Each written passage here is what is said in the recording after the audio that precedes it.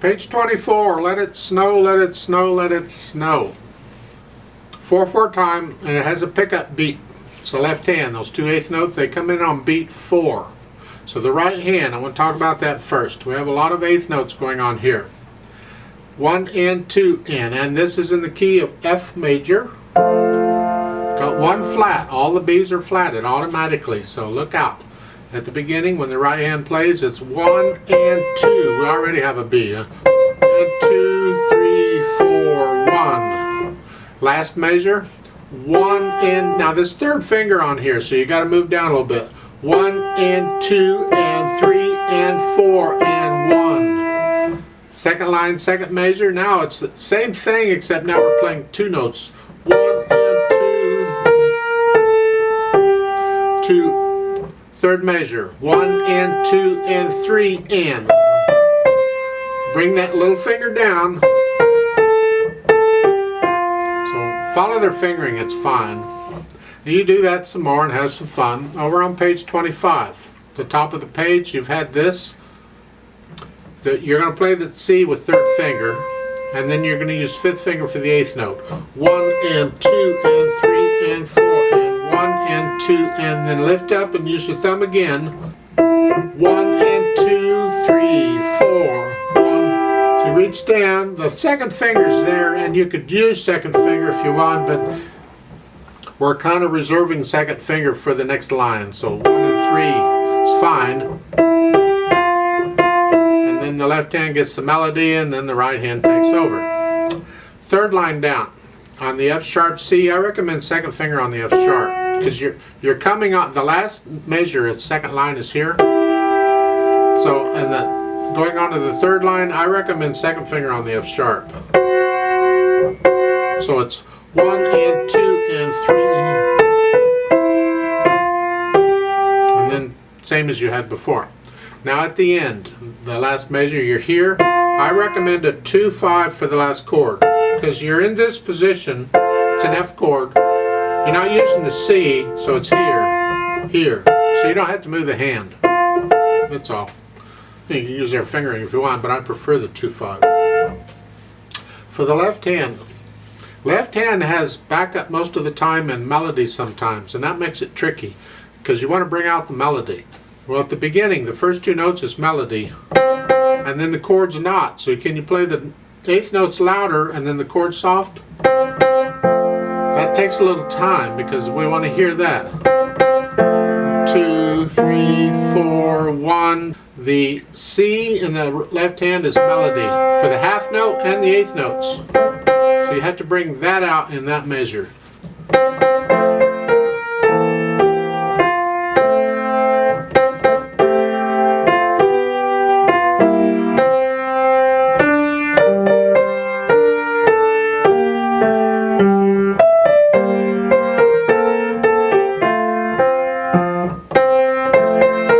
You can tell where the left hand gets melodies because there's words to go with the note, and the right hand isn't playing anything. That's melody.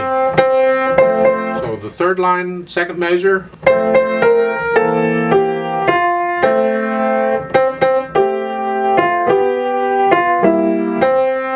Sort of work it out very slowly until you get the hands working together in the rhythm. Then you can go back and think about the dynamics. Again, they don't give you much in dynamics. You can alter these dynamics, but learn it the way it's written first. So it starts out medium loud. That's for the melody. Keep everything else soft.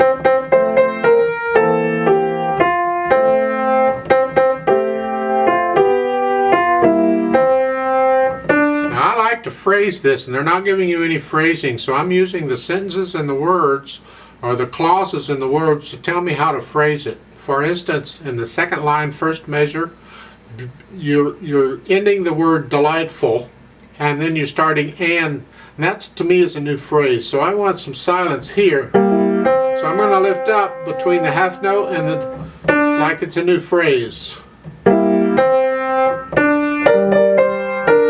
In the 3rd measure, the 2nd line, now you can crescendo, you have to do it in the left hand because the right hand is just holding a note down. Now you're loud. In the 3rd line, you come back down. And again, we want a little silence between the F and the C. It ends a phrase and starts a new one.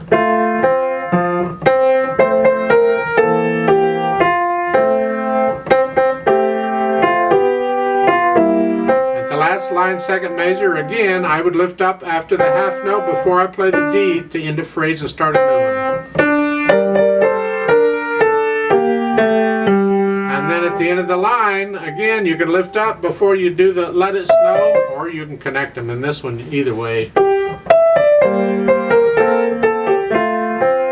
And then at the top of page 25, second measure, lift up before you do the E. You're using the same finger, so you have to, but it's the end of a phrase, so it's okay. And then here, it's medium saw.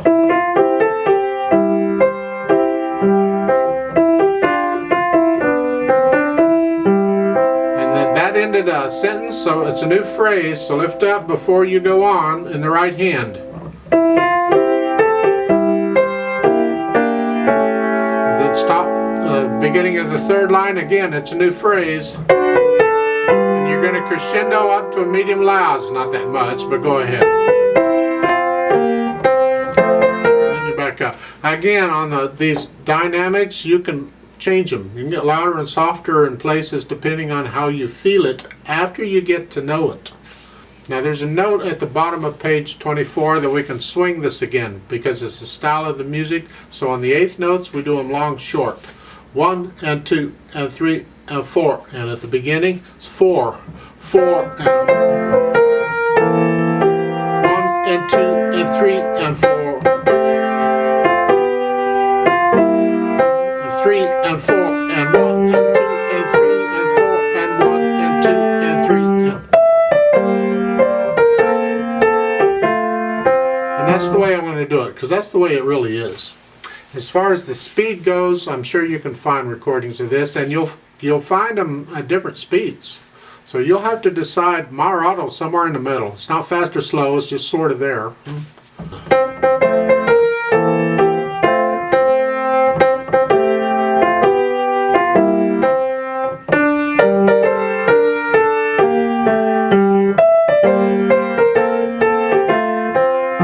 Thing, how fast do you think it should go? That comes after you learn it. You learn it first slowly and then gradually build it up to the speed you think it should go. And once you learn it and you start feeling the music, that's where the magic happens. That's where it turns into music. And you get past all this mechanical stuff. I'd like to try this slowly with you to double check all the notes and the rhythms. I'm not going to do any dynamics, just the notes and the rhythms. And if you want, play along with me to make sure you're playing the same note I am when I play it. And it'll come in on beat 4, so I'm going to give us 3 counts. So put your hands where they go.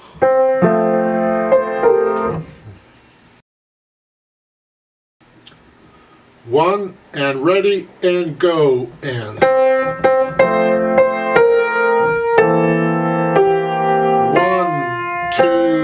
3 and 4 and 1 and 2 and 3 and 4 and 1 and 2 and 3 and